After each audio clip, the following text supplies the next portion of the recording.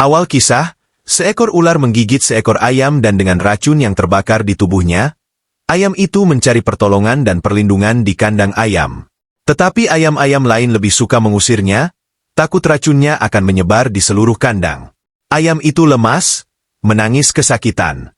Bukan karena gigitan ular, tetapi karena pengabaian dan penghinaan keluarganya sendiri, tepat ketika dia sangat membutuhkannya.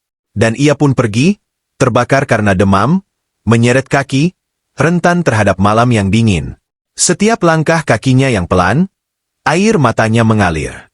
Ayam-ayam di kandang melihatnya bergerak pergi, sampai mereka melihatnya menghilang di kejauhan.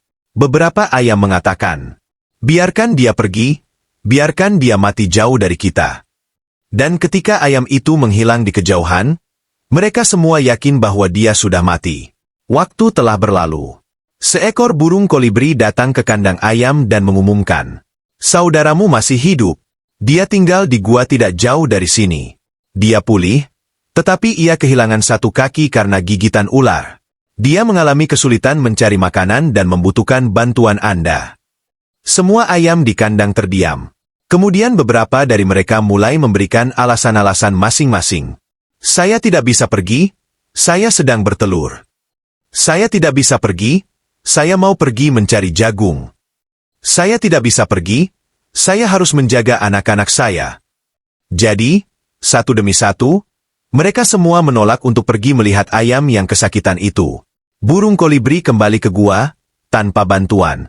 Waktu berlalu lagi. Burung kolibri itu pun kembali dengan berita menyakitkan. "Saudaramu sudah mati. Dia meninggal sendirian di dalam gua dan tidak ada seorang pun yang mengubur atau berkabung untuknya."